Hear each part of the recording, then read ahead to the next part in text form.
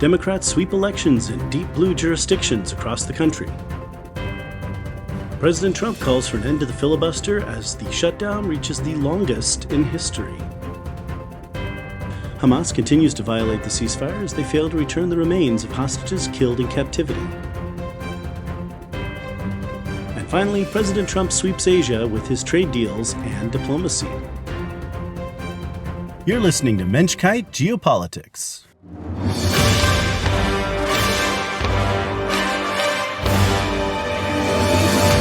Mensch-Kight Geopolitics is your home for conservative commentary on international affairs with an eye toward Israel and the Middle East.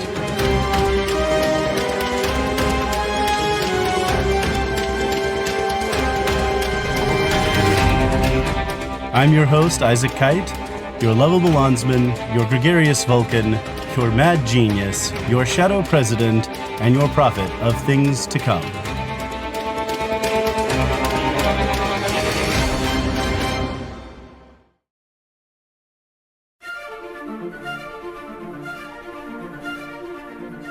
Welcome back, Insiders. Again, it's been too long, but I am trying to get this done.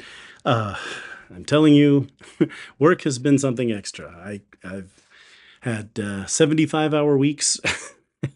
When things need to be done, they need to be done. They need to be done quickly. So, I end up working 2 work weeks in one, and that really slows me down. So I'm back. And, like I say, I'm your lovable landsman, but that's because I work for a living. So I'm going to start. Don't be discouraged. So, things turned out with the blue states exactly the way that the Democrats wanted them. I was a little bit surprised, I'll be honest. Your prophet of things to come wasn't very prophet-like. It's unfortunate, but they really did turn out their base. But it's one of these things. It's a Pyrrhic victory. Pyrrhus invaded Rome, and he defeated Rome in every battle, but he lost so many men that he really didn't have the ability to continue with his campaign. So, we have this concept of a Pyrrhic victory, a victory that's basically a defeat. Technical victory, it's like a technical knockout, but you're the one who's ultimately knocked out. Anyway, so we saw the numbers. It looked like GOP turnout was going to be higher. It looked like things were going our way, and then the Dems just turned a whole bunch of people out. Many more voters than turned out last time. So they, on the one hand, congratulations, they turned out more people, they won. On the other hand, turned out a lot more people, like suspiciously large numbers of people. If shutting down the government and completely obstructing the government and being completely hateful and our enemies are the bad guys and they're irredeemable and all this kind of thing, if that's the way you win elections, I don't know. I mean, that seems to me like there's nothing there. I mean, they don't have any policies. They don't have anything good. They just have, they hate Trump. Okay. I mean, hate is the only thing that seems to unite the left. Speaking of which, Jones won for the attorney general in Virginia, a guy who literally called for his political opponent, then Speaker of the Virginia House of Delegates, to be murdered and for his wife and children to be murdered. These people he knew, people he had seen. This was a very personal thing. Ted Cruz is pointing out, he knew these people personally. And his argument was that if they started killing people, then those people would be forced to come around, right? Forced to support the left's agenda. Using violence and the threat of violence to force people to adopt your agenda, we have a term for that. It's called terrorism. So Virginia now has a terrorist as an attorney general. So the head of law enforcement in the state of Virginia is a terrorist who believes that it's okay to murder people who disagree with him. I don't know if that's a victory. I think a lot of people across the country, a lot of average Americans who have voted left in the past, maybe are kind of scratching their heads like, I don't know about that. So we've had them celebrating Charlie Kirk's death, and now they've elected as attorney general a guy who wanted his political opponents murdered and supports terrorism. Like here at home, So again, I mean, I don't know if I'd call that a victory. And then there's Mamdani. I expected Mamdani to win right from the beginning. I told my friends, I told people, I just don't expect him to lose. Not being, defeatist or anything like that. It's just, first of all, he was running against Andrew Cuomo, the resting, the rest home butcher. the guy who sent COVID patients to old folks' homes and caused a lot of other people to die. This is not the guy to run. Like, he should have been gone. And granted, Eric Adams wasn't the greatest opponent either, but it's like, there should have been somebody New York could run against Mamdani. But also, Mamdani represents what the far left wants now. I mean, even more so than AOC. He's a Muslim, he's a communist, he supports jihad and terrorism and all that. That's what they like. And so he won in New York. And now every Republican candidate in the country can run against him. If I were running for Congress in my little nook of Kansas, for example, I'd just go out there and say, well, Mamdani says this, this, and this, and my opponent refuses to condemn him. Right? And even if the opponent does, well, okay, so my opponent says they condemn Mamdani's stuff, but do you really think they're going to vote against those policies if the Democrats have the majority? Think they're going to just play along? So there's a lot of stuff. I mean, I think Mamdani just shows that, come 2026 and 2028, the Democrats are going to have a really hard time relating to middle America. That said, I'd also be curious to see what the margins in this election might have been if voter ID had been required. Like, none of these places is voter ID required. So, the accuracy of elections, I think they all won. Don't take me the wrong way here. I'm just saying that the margins might have been a little narrower if people had been required to present IDs. So, in all, my friends, the takeaways are blue states are still blue. And okay, that doesn't change anything. And, America's in trouble. We know about this woke virus, this woke cancer in our country, and it's still a problem. And this Mamdani guy is, he's gold. He is the gift that keeps on giving. He's better even than AOC. Like, we just need to make him the poster child of the Democrat Party. That's where the Democrats are heading. And, we can run against him for whatever. Oh, my God, it's awful. Anyway, on a side note, sidebar, Mike Rogers, who's running for Senate in Michigan, is polling way ahead of all of his political opponents. So there's a good chance that the Republican Party will pick up a seat in Michigan. Considering how it voted for Trump, it's this last election, there's a pretty good chance. Now, the Dems are going to turn out all of their people, so we're going to have to work for it. It's going to be an uphill battle, but that's a distinct possibility. And the GOP is vulnerable in North Carolina. So the most likely outcome of the election is that, the GOP will lose a seat and gain a seat, and the net will be equal. Will be even. That said, it's possible the GOP could pick up Georgia. Ossoff is vulnerable if, the GOP has the right candidate. It's not as likely now that Kemp isn't running. So we'll see. But I mean, at this point, it looks like it'll be no change. Now, the GOP could defend North Carolina and gain Michigan and thus have a 1-seat gain, then take the GOP from 53 to 54. We'll see. In any case, there is no reason to be especially pessimistic. I think, it's unfortunate, it's bad, and I think it's worse for the Democrats, and it really shows who they are. Celebrating Charlie Kirk's death, electing a terrorist AG, electing a guy who celebrates foreign terrorism, Hamas, Hezbollah, etc., and anti-Semitism to New York. And he doesn't have to do anything. Like, the stuff about, he's going to do, grocery stores or whatever. I mean, it doesn't matter what he does because it'll all be the Jews' fault. Whatever goes wrong, it's the Jews, you see. Right? It's a simple thing. Like, you have the scapegoat that, there's no accountability because it's the Jews. That's how anti-Semitism works. It's easier just to blame all your problems on us. And we're the issue, and everything else is whatever.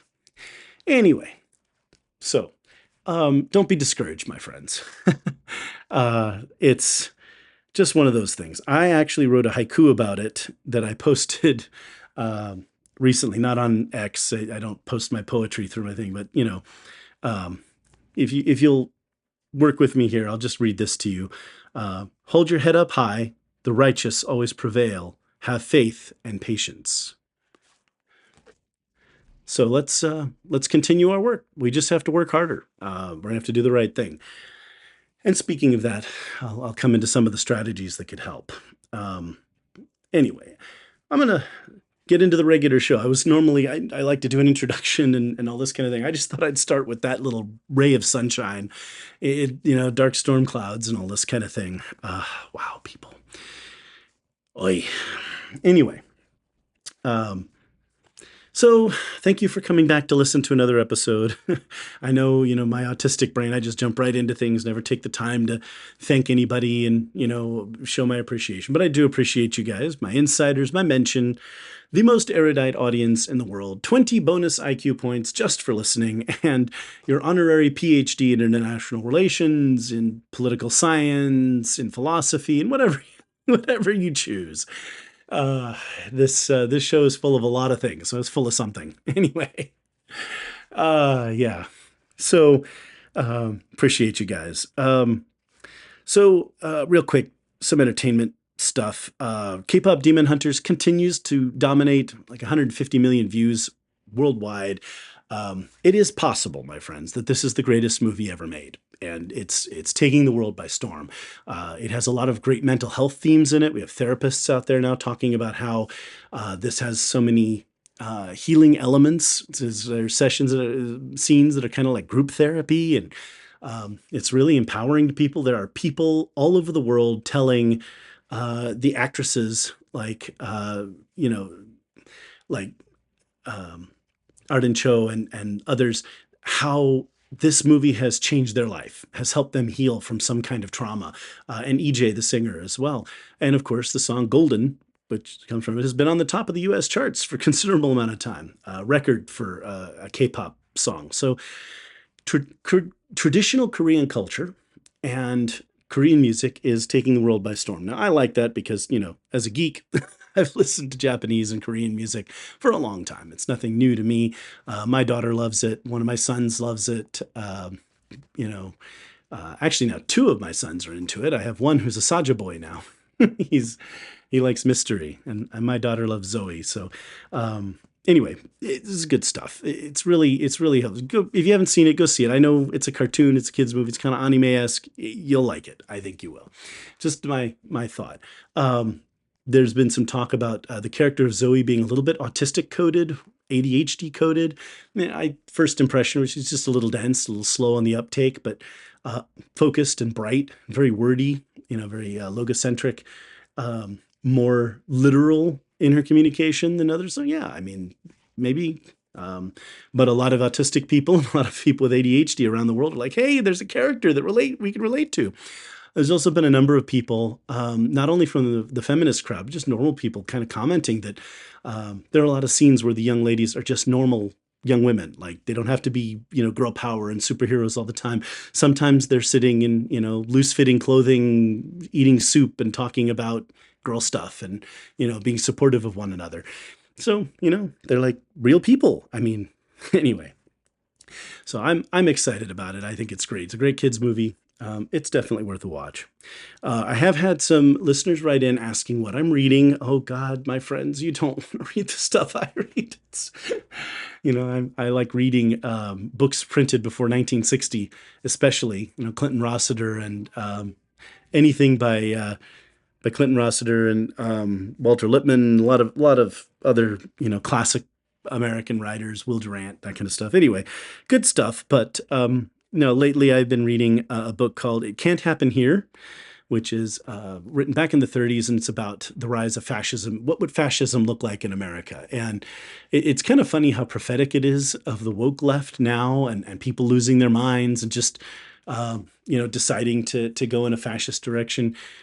It's still, the scenario is rather implausible, but that was the time in American history where it was even conceivably possible that America could become a fascist country. So it's an interesting book, but mostly it's one of those things that I hear about it everywhere. I figure I might as well read it.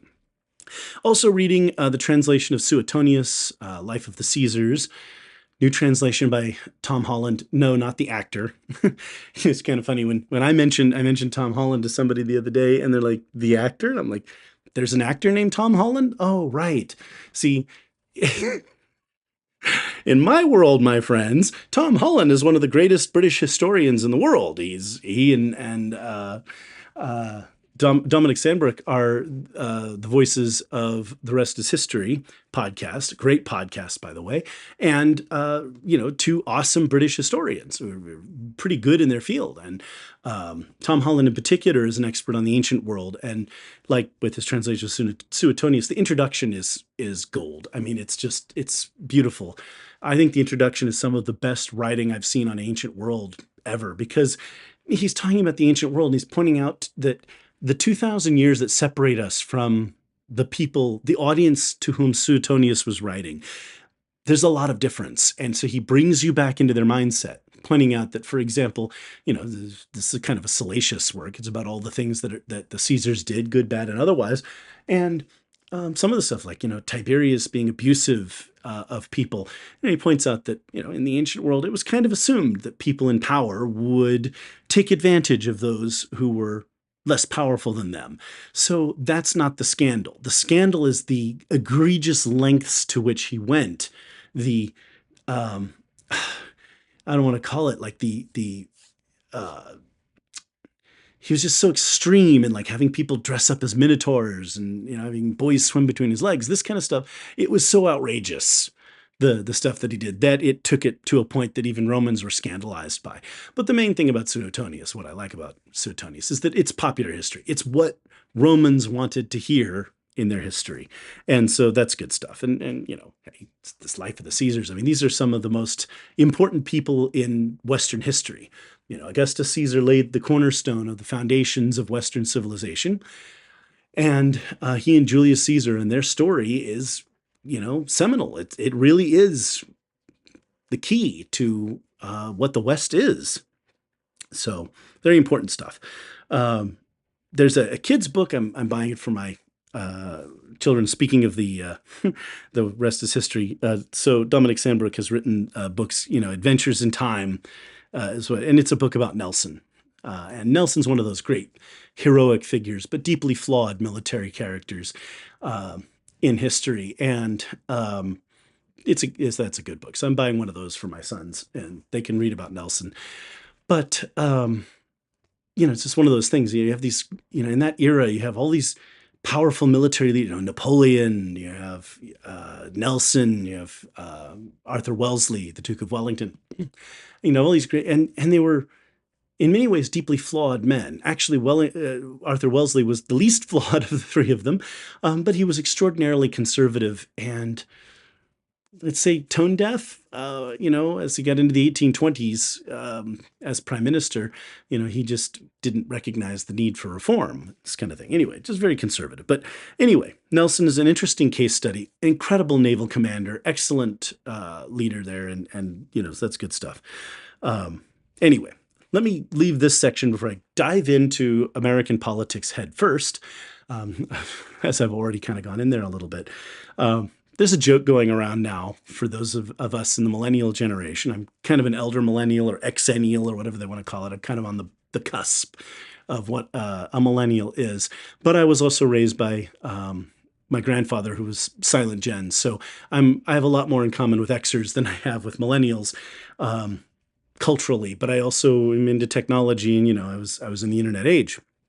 In any case, there's a joke going around among millennials now that I'm saying, are there other millennials out there watching the Gen Z dating scene and thinking, oh my God, I caught the last chopper out of Nam.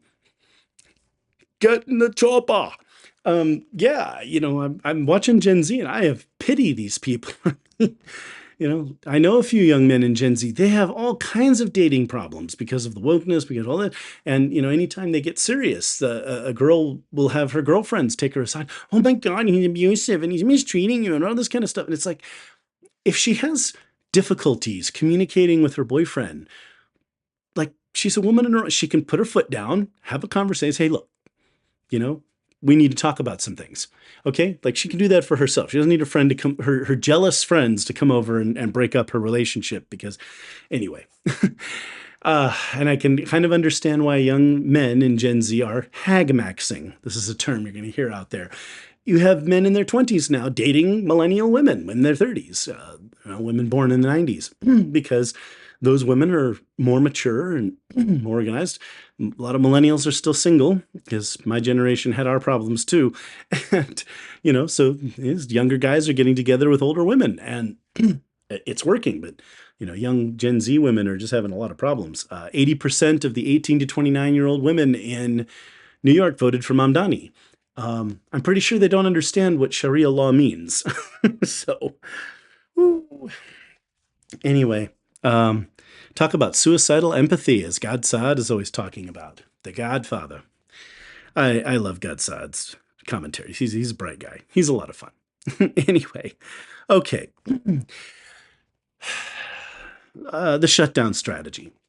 Well, I don't admit to being wrong very often, but the shutdown strategy seems to have worked for the Democrats. After all, they swept blue states. They got their people energized and organized and what have you.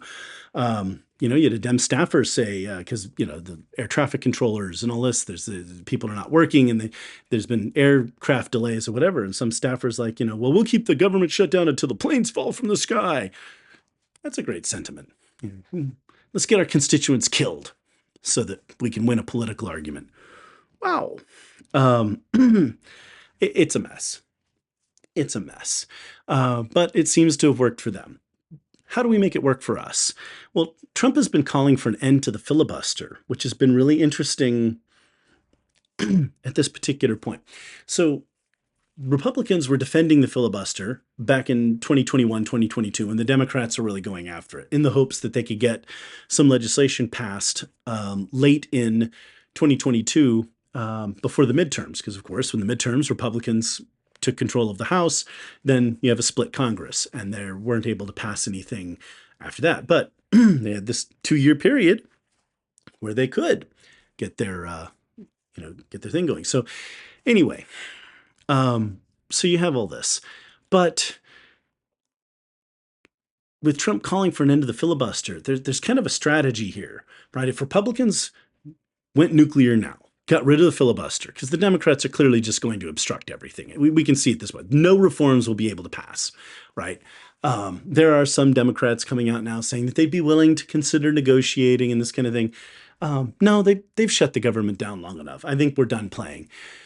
But if Republicans went nuclear and got rid of the filibuster, not only could we get the government reopened, so now Republicans would be responsible for making sure that Section 8 housing is funded and SNAP benefits go out and school lunches and all this.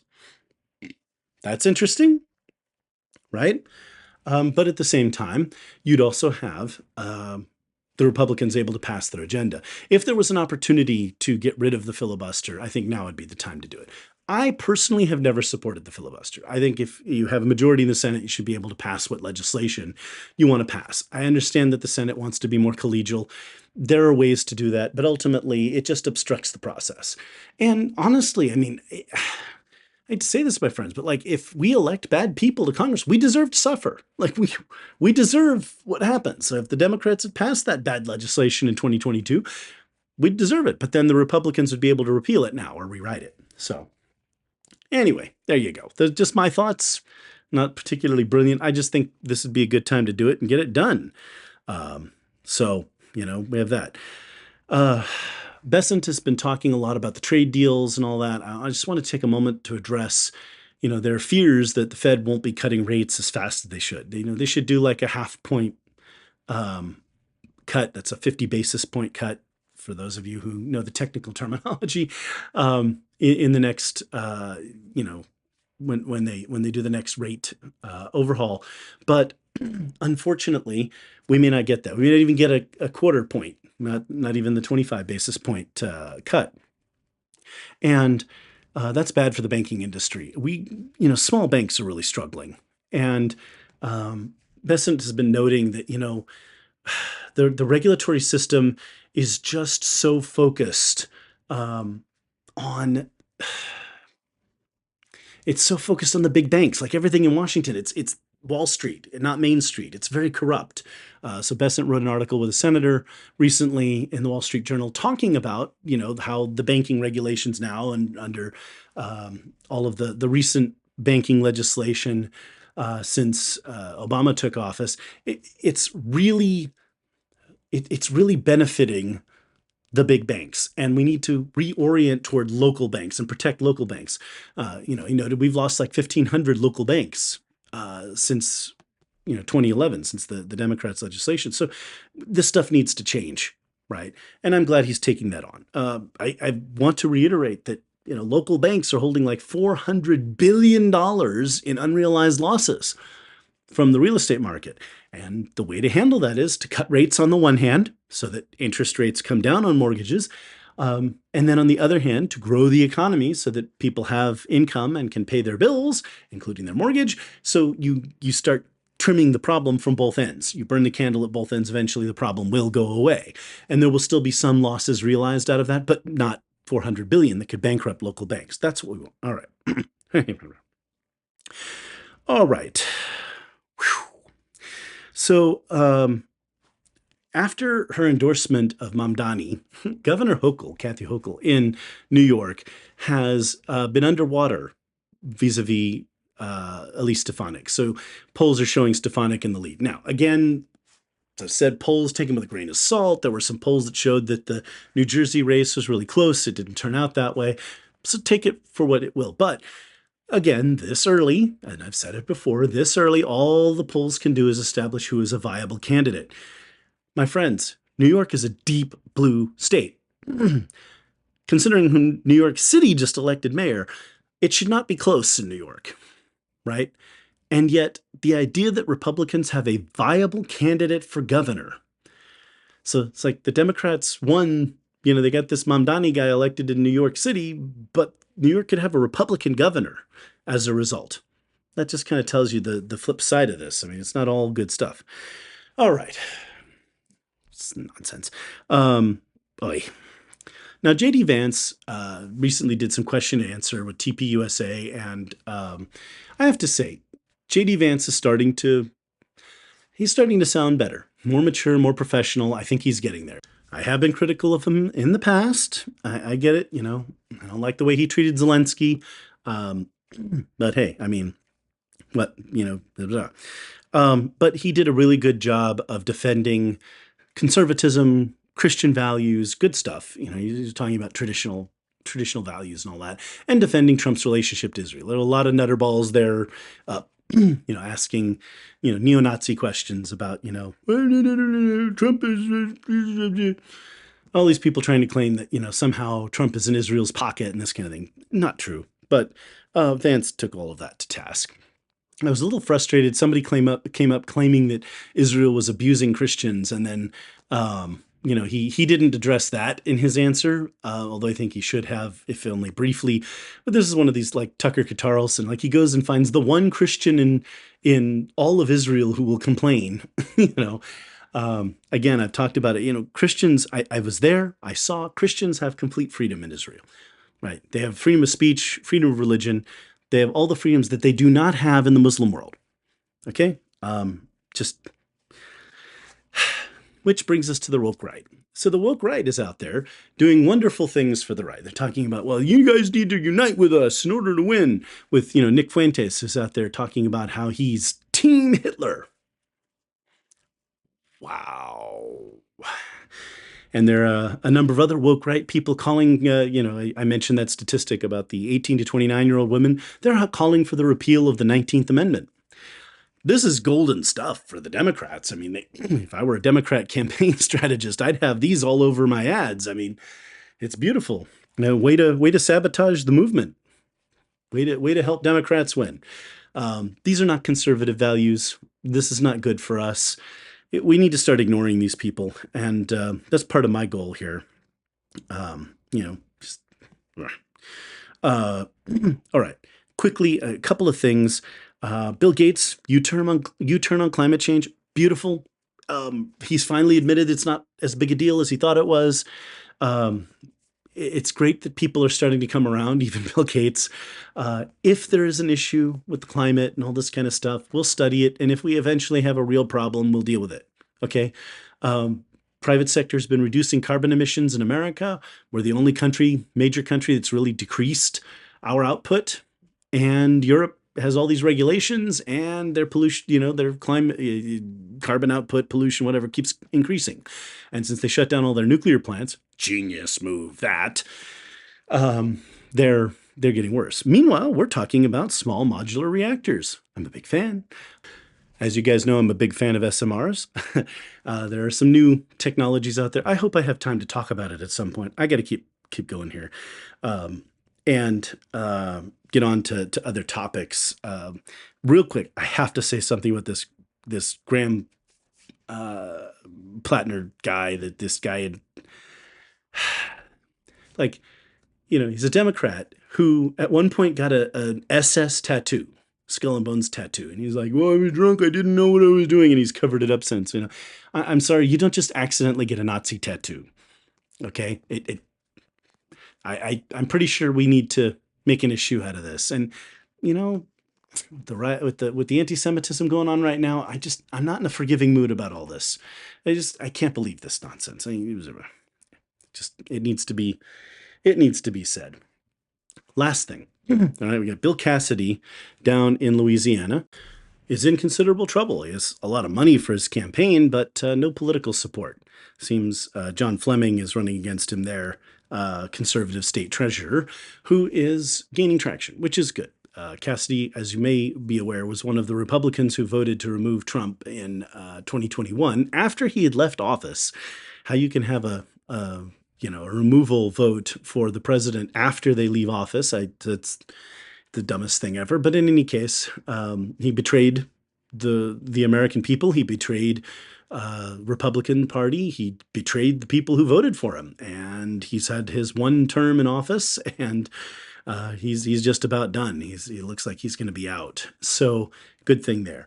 But of those 7 Republicans, he and Lisa Murkowski, and of course Susan Collins. Those are the only 3 left. And Collins, she's from a blue state. She's filling in for a Democrat who would otherwise have that seat. So I'm not going to say much there. Murkowski is only in office because they rigged the election for her, with the ranked voting and all this nonsense. And looks like Cassidy's about to be gone too. So we're getting rid of these people one by one, and getting back on track. All right. When I get back, I'm going to talk about, Israeli situation, and then go on to the international news.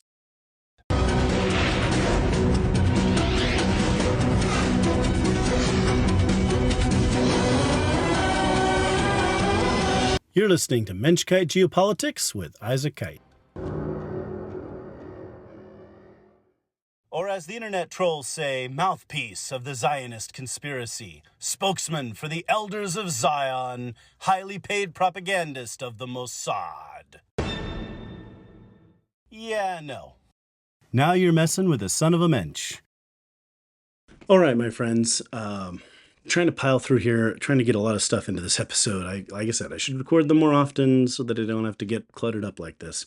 All right. Israel has the best urban warfare record in history. It's about 1 to 1.5 ratio in collateral casualties, far better than the Allies in the Second World War. We have an admission by Hamas that more than half of those killed were military-aged men. So these are the people who would, not necessarily all of them, but presumably a good number of them were the Hamas terrorists that we were after. So go Israel. Incredible accomplishment there. And learning and adapting to the battlefield. I'm not a tactics guy. So unlike guys like Ryan Macbeth, I can't really get down on the ground level. But good stuff. I mean, just incredible. How Israel conducted this war. Obviously, the war with Hezbollah as well, with the pagers and all of that, brilliantly executed. So, this stuff, they genocide. No. This was a very professionally conducted campaign. Okay. So, where are we now, right? There is not a peace deal. I keep hearing people talking about a peace deal. And I grant that I know it's a talking point we want to have for Trump, that he's got peace in the Middle East. He's created a temporarily peaceful situation, mostly. There's a ceasefire in place between Israel and Hamas, right? But Hamas keeps violating it. They keep attacking Israeli forces. Israeli forces have thus had to move in beyond the yellow line, the negotiated truce line, to secure positions. We continue to have these problems where they're returning bodies, the remains that are not of hostages, right? So there are hostages they took and killed in captivity, and they're not returning the bodies. So there's still that problem. And like with my outro music, which is about the hostages, all of the living hostages are back, but I'm going to keep that until we've got all of the remains back and everything from there.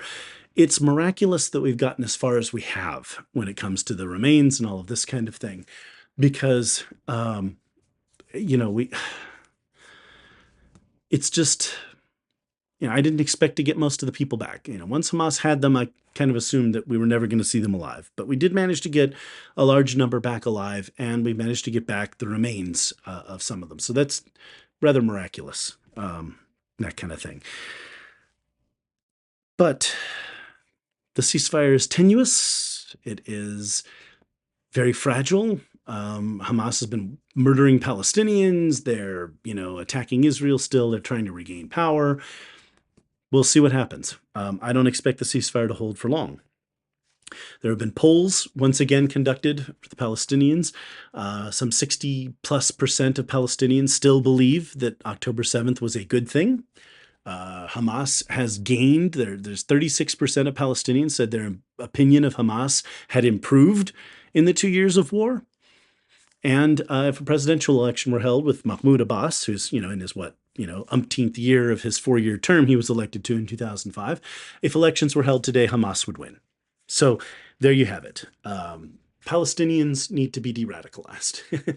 It's like, you imagine walking around Berlin in 1945 and asking Germans, hey, would you vote for Hitler again? Like, if a majority of Germans were still in that mindset, it would not have gone well. No, we got to de-radicalize them. But it shows you, again, the mentality. That's who these people are, right? And how do you de-radicalize these people? I don't know. I know it can be done. I know Naftali Bennett's been talking about it. It's been out there that this has to be the goal. But Israel can't do it. I mean, other Arab countries could go in there and do it, but they don't want their soldiers getting shot at. I can't say I blame them, but I mean, they're going to have to do something. Okay. Anyway, speaking of Hamas, other Arab countries still want Hamas destroyed, right? So there's not a question of the goal. Egypt, Jordan, Saudi Arabia, everyone agrees that Hamas has to go. They just aren't willing to do anything about it, right? So there's that. Israel has also taken the opportunity you've got Gaza. Ted Cruz was explaining this on his podcast recently. You have Gaza in the south and you have Lebanon in the north. And it's been Iran's strategy to use both at the same time, to force Israel to fight on two fronts and jeopardize Israel such that the Israelis have to divide their forces and what have you.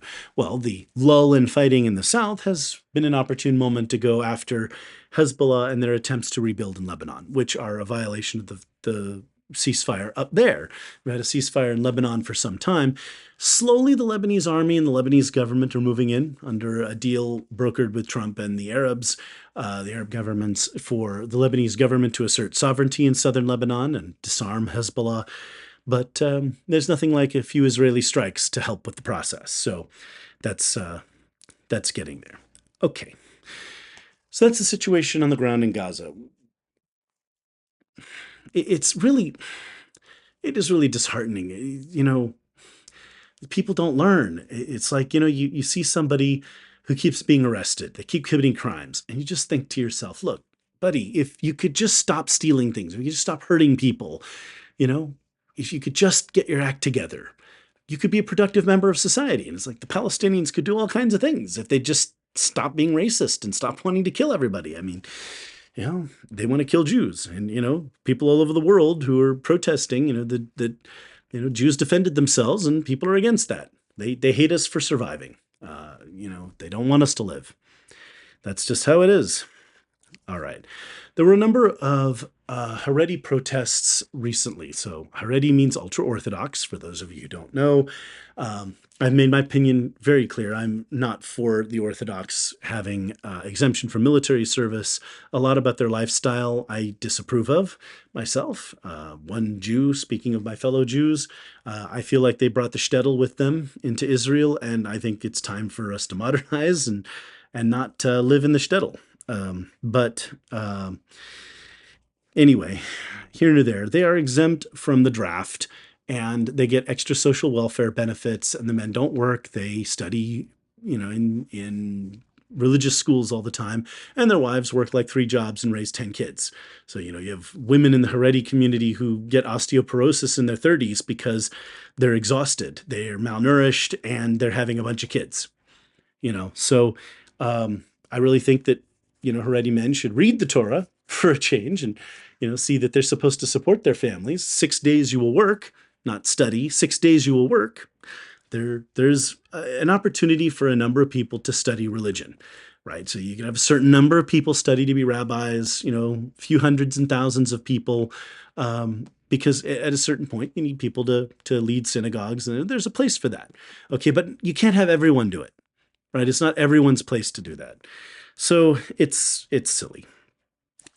But unfortunately, it's an area where this is, as I've explained to you guys, where I would disagree with Bibi Netanyahu. He's had to make common cause with the Orthodox, with the far right in Israel, to keep himself in office.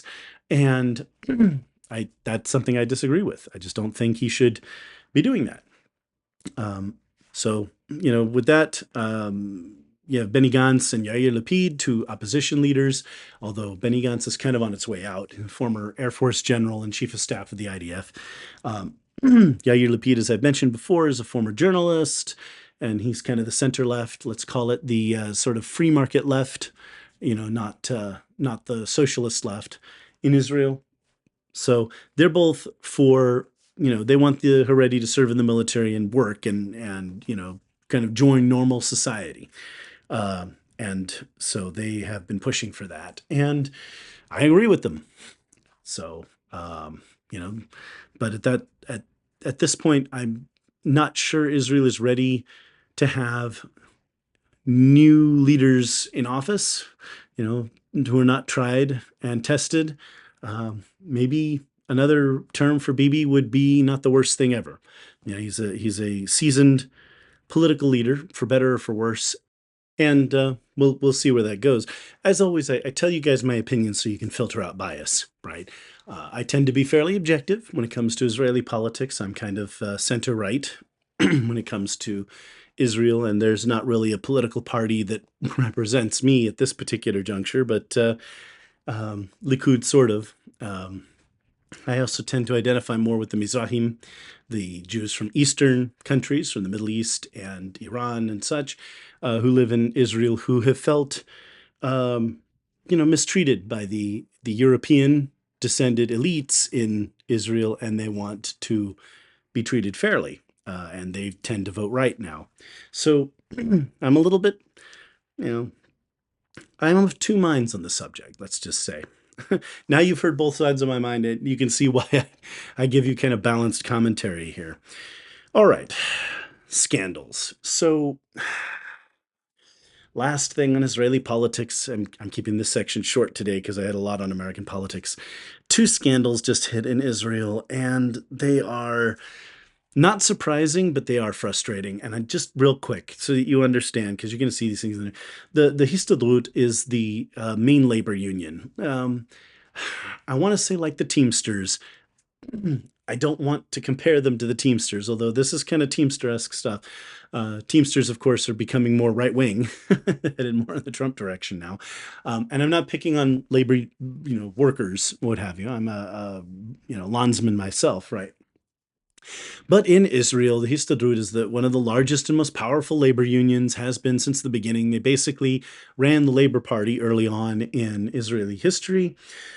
And they just had a recent scandal where the head of the Histadrut and 35 people, they've all been arrested over various uh, scandals, getting political jobs for people who weren't necessarily qualified, money laundering, oh, the usual.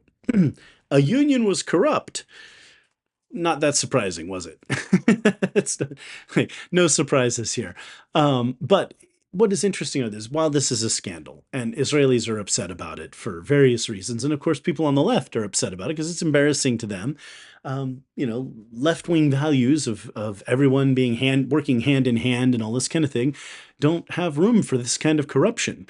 And right-wing values are we value labor and we value people working, and obviously eschew this kind of corruption. We don't like government corruption, we don't like union corruption, we don't like any of this kind of stuff. So, there's just a lot of people upset about this.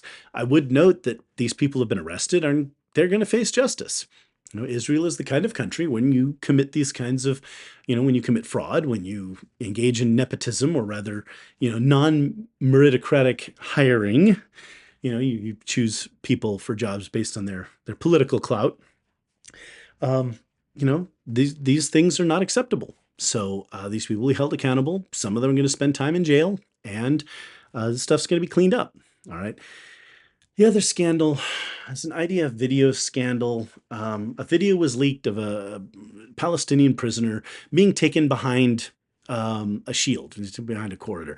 And everybody's out there claiming that this prisoner was raped and this kind of thing. Like, there's no evidence of that. You cannot see anything in the video that suggests that anything happened to the prisoner. The prisoner was not harmed.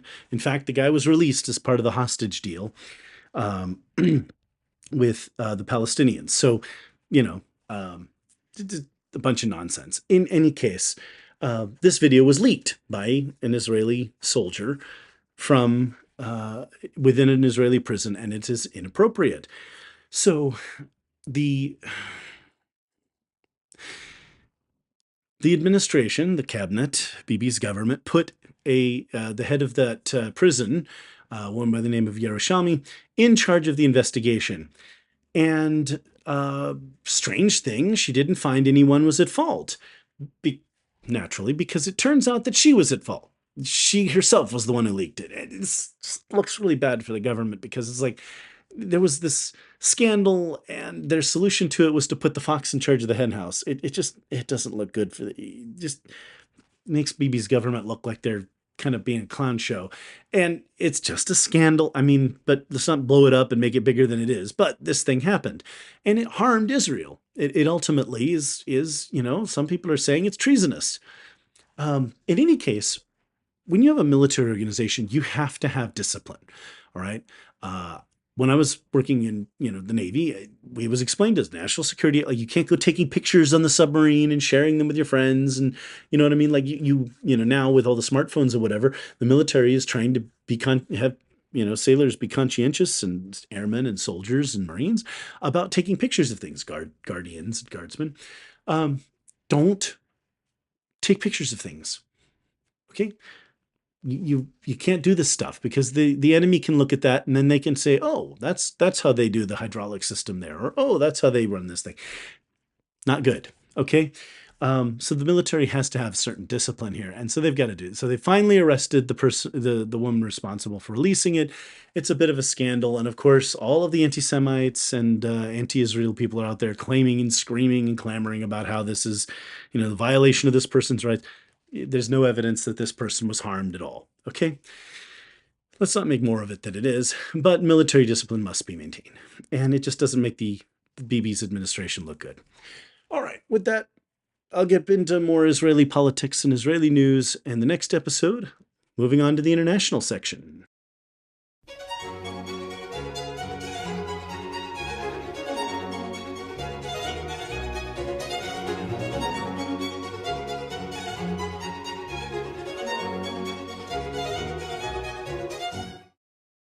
All right, the last section, pounding through it here. President Trump recently gave a speech aboard the George Washington alongside Takaichi Sanai, the new Prime Minister of Japan. Awesome speech, great talk, delivering the first missiles of a certain type to the Japanese. It was awesome. I will take a note, because he's such a G, such a guy, such a mensch, you might say. the ultimate Mensch. And he's talking to the guys there, and he's like, "Look, you guys had to come back early from your deployment. That means you lost some of your overseas pay, and all this kind of thing." And he said, "I just talked to the Secretary of Defense. We're going to get you all the pay you guys were supposed to have." And guys are cheering, and he talks about how he wants the military to have a pay raise. Great stuff.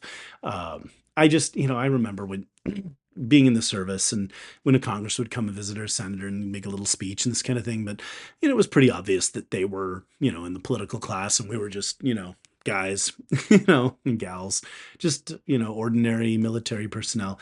In any case, that was awesome. Trump did a great job and we just had a lot of fun there. So great speech talking about cooperation and big things happening in the future. And U.S.-Japan relations are in a pretty good place, especially in light of our trade deal. Obviously, then Trump went on to Korea, signed a deal there. They gave him a crown, which is funny considering the No Kings thing. Gave him their highest civilian award. So Korea really celebrating Trump. Beautiful trip. Okay. In any case, it shows you that outside of the United States, Trump is well respected and much beloved, and they treat him right. And he's renegotiated all these deals. He signed deals in Malaysia. He did all these. So anyway, Trump went around Asia making trade deals and working things out. He also met with Xi, and they had what he called a good conversation. And we're starting to get some traction. Besant was saying that he negotiated some of the details of an agreement with the Chinese, and Trump and Xi kind of finished putting that together, talking. And apparently Taiwan didn't come up. There really isn't any need for it to come up. We all know what's going on there, that the Chinese want Taiwan, that the U.S. doesn't want them to have it. We don't need to go into that. But right now, the rare earth situation and the soybean situation, with our farmers, not selling as much soy to China, this is the part that we want to rectify. People are talking, well, Trump's backing down to a position. Not really. Actually, the main point of starting a kind of trade conflict with China was to show the world how vulnerable we are. Well, now everyone knows that, you can't get neodymium from outside of China. And that's necessary to making the magnets that run all of the motors that do all the things. I mean, we can't make weapons without this stuff. So, now we realize, we should have other sources of neodymium. You might say, you don't say. What a surprise. So that's the point.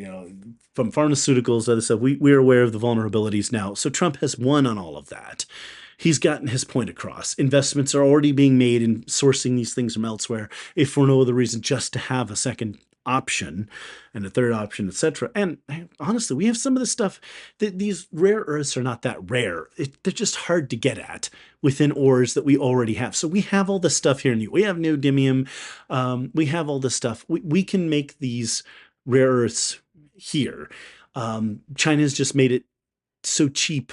They've subsidized it so much that they're the only ones who do it. And that puts them in a strong national security position vis-a-vis us. That's weaponized dependence, right? But now America is waking up to this, and our allies, and we're starting to change that. So good stuff there. But I'm sure that she is aware. Xi Jinping is definitely aware of the fact that Trump is not going to let him have Taiwan. He knows. Okay, it's there. All right. The sanctions. Okay. So Trump is still taking it gentle. Like, he's not sending the tomahawks to Ukraine. He's not really helping Ukraine in that regard, but he is taking this seriously now. And I kind of figured this would happen. I had faith that it would happen, that Trump would eventually see the light on Russia. I've said that, and I criticized him a lot for his policy. I've been right. Putin has not been willing to make a deal. But I'm not intending to rub his face in it. In any case, the sanctions are a positive step. That's forced Russian companies to sell off their foreign assets. Now in the banking sanctions that are coming off as well. So it's like you're going on, I should say, the tightening of banking sanctions. So now Russia is having a more difficult time selling oil. China is being required to stop sending money to Russia and weapons and this kind of thing. So slowly but surely, this is going to pinch. India is buying less and less Russian oil because the Indians aren't stupid. They started buying a lot more Russian oil because it was cheap, and they're kind of friendly with the Russians, and Trump has dissuaded them from that policy. So generally speaking, Russia's revenues are starting to dry up. Now, as we've talked over many times, is the Russian economy ready to collapse? Not necessarily. It's certainly strained, right? And the Russians are losing thousands of men in these battles to gain inches. I mean, they're really literally gaining inches. They are not going anywhere. The front lines are, for all intents and purposes, static. It's just like it was in the First World War, except that the no man's land is now, 100 kilometers or more in each direction from the front lines. It's not between the front lines. It's, beyond the front lines, because Ukrainian drones can strike Russian units and supplies and, equipment behind the lines, and Russian drones can strike Ukrainian equipment behind the lines. So it ends up, there's a much broader no man's land. It's kind of backwards from the First World War. Nevertheless, the war continues. And now I think Trump has figured out that this is Putin's war. Putin started this war. He's the bad guy. That's, it's simple things. I didn't make him the bad guy. He made himself the bad guy. And the only way to stop this war is to make Putin stop. Okay? That's how you end the war, right? Kind of like in the Second World War, we had to make Hitler stop. And to do that, we had to destroy his country. We had to make Japan stop, unconditional surrender. Well, in this case, we don't need that. We just need them to pull out of Ukraine. I would like to see us set a goal now. I think Trump should start talking about a total Russian withdrawal from Ukraine, because if he works between adding sanctions and starting to roll back Russia, right? And say, we were willing to negotiate on the current front lines, but now we want Russia to pull back. Putin might just pull the trigger and call a ceasefire and negotiate because he sees that he'll lose ground. I don't know that that's the case. I would say he wouldn't, but it heads in the right direction. If you set war aims like, the territorial integrity of Ukraine. Like, we want Ukraine to have all of their territory back, the whole Donbass, the Crimea, the whole 9 yards. As we start to call for that and increase sanction and increase weapons sales to Ukraine, that's going to pinch Russia, and they're going to have to figure out something. It's like, if they're not winning the war, maybe they can, keep what they have already. We'll see. But that's there. The Europeans have put a new peace plan forward. It's a very simple one. There should be a ceasefire, and that's followed by negotiations. Obviously, I don't expect the Russians to take us up on that, but if there were a ceasefire, that would be beautiful. People would stop dying. Russia continues to bomb, energy facilities, trying to freeze Ukrainians out for the winter and leave them in the dark, and they continue to bomb civilians deliberately. Like, they take drones and they're deliberately blowing up civilians who are carrying white flags and just trying to, live. The Russians, oh my God. Anyhow, the way you win these kinds of things is you set larger goals and force the enemy to stop. Okay, I have to talk about, let's get back to the Americas. Okay, this is a beautiful thing, and I love it. All right. Like I said, I don't want to get too technical into financial things, okay? But Javier Milei, my friends, Javier Milei, he is a superstar. Love this guy. Oh my God, he's all these reforms in Argentina. He has got the place turned around. It was a prosperous country up to the 1940s. It had Perón take over, and the place went downhill fast. It's been in poverty. It's been in war. It's been, it's been a mess since then. For a good, 75 years, 80 years.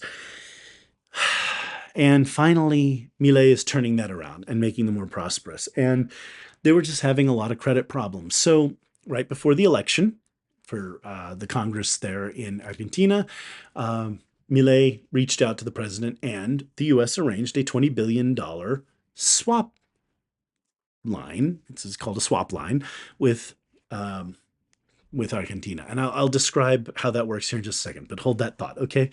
And Milei's party won. They gained seats, big victory, shows that the free market policies work and that people will vote for them. And free marketeers are running in several countries in South America right now. Not to mention the pressure we're putting on Venezuela. It's actually the next topic, so just hold that thought. Anyway, okay. Um, so Trump is doing some great Monroe Doctrine work here in bringing these countries in the Americas back into the fold, right? Away from communism, away from socialism, away from friendliness with China and Russia and all the bad guys in the world, and back to America. Like, come on, guys, come on back to the fold. And he's showing great favorability, favoritism toward Milei. And that means that, candidates running in other countries can say, hey, look, if you elect me, I can make a deal with Trump, right?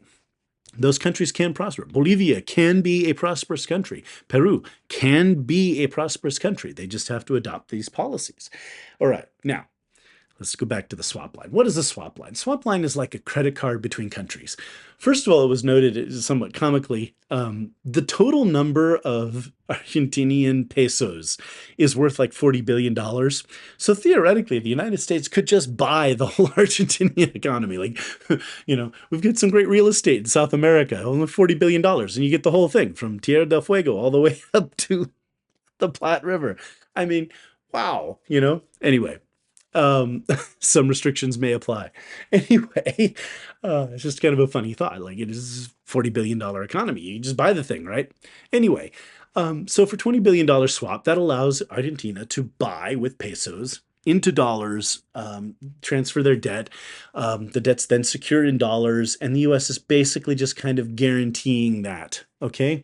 Now, they got the swap line. Javier Milei won. A funny thing happened. The peso went up 10%. So now, as those loans are paid in dollars, by they're when they pay those loans, they're paying in pay. So, my friends, the United States government, for making this swap loan, is making money. It's profitable. We are making dollars back on our investment in Argentina. Trump is not only doing the Monroe Doctrine, he's not only helping out a great guy down there in Argentina, he's making money while doing it. This is beautiful. This is why I love these guys, Trump and Bessent. And it's brilliant. It's truly brilliant. So here we are. We're turning South America around and making money in the process. Obviously, the peso could crash, and that would end up we could end up losing some money. But to do the Monroe Doctrine work, it would be worth the money anyway. It's certainly worth the risk. Okay, Venezuela. Continued narco-terrorism from Venezuela. This has forced China to back off and Russia to a lesser extent to back off of Venezuela. U.S. pressure continues to mount. B-52s are flying off the coast. The Navy has a carrier parked off the coast. The pressure is building. But Maduro really lost the last election. We know this. It's pretty clear that the people of Venezuela want anyone else to be president. The guy is holding on to power as a communist dictator. He's illegitimate. We all know it. It's time for him to go. And the pressure's ramping up. Hopefully, things will change in Venezuela. And we would love to welcome them back into the community of nations. They have a lot of oil. They have a lot of natural resources. It could be a wealthy and prosperous country if they weren't led by a psychopath. Okay. So now we've done the Americas. Last thing before I wrap up the show here. My friends, there's heartbreaking news from Sudan. The just millions of people have died there. The civil war. There are no good guys. It's like the Russians are backing one side and the Muslim Brotherhood is backing the other. It's just awful, and the people are caught in between. At this point, ending the war on any terms would be the only victory the people of Sudan could possibly have. It's heartbreaking. But of course, you're not going to hear much about it in the news because you can't blame it on the Jews. Right? No Jews, no news. Same thing with Nigeria. Another heartbreaking thing. I've talked about this many times over the years. Obviously, the woke Reich is not talking about it at all, but more Christians have been slaughtered in Nigeria since 2023 than Palestinians have died in the war in Gaza. Okay, but it's heartbreaking. I mean, these people are being murdered and tortured, and just it's awful. The things that are happening in Nigeria just because they're Christian. And President Trump's been addressing it, and he's saying maybe it's time to get tough there to do something. I don't know that the U.S. military should get involved, but at the very least, talking tough, doing something, telling the government of Nigeria that it's intolerable. They need to go stop this, okay? They need to make this right. and protect these people. It's ridiculous. I hate to see people suffering, my friends. You've heard me talk about this so many times. Even the Palestinians, I don't like to see suffering there either. Even though they brought it on themselves, the Palestinians choose to be the scum of the earth, but they could change. They could be better people, and I have no problem with Arabs in general. Like, just I love Arab food. I enjoy Arab culture. Outside of the Palestinian territories, in places where Arabs behave in civilized manner, yeah, just like I expect Jews to behave in a civilized manner too. So anyway, all right. Well, that's been another episode. A lot of stuff I had to get through today. I've got some more, so I need to, there's lots of stuff I want to talk about in future episodes that I will try to get to you when I am able. Appreciate you guys listening. Please like the show. Ratings would be appreciated. I never say these things. My autistic brain is about getting you the information. I'm not somebody who can build that kind of emotional attachment with my audience that even if I bring a Nazi on and have them talk about how Hitler was the good guy in the Second World War, that people will defend, like Tucker Carlson did.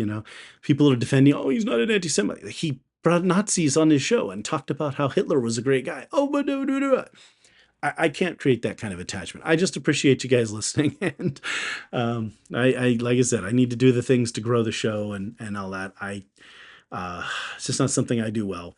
So I appreciate you listening, and please tell your friends, and like I said, do all the things, like, rate, help other people see the podcast, and then they can get their 20 IQ points and their honorary doctorate in international relations, etc., etc. With that, my friends, as always, thank you for listening, and have a great week or two. Hopefully, I'll be able to get an episode back to you in a shorter time frame. I'm trying. Okay? With that, I will say, as always, goodbye, Lehitrot.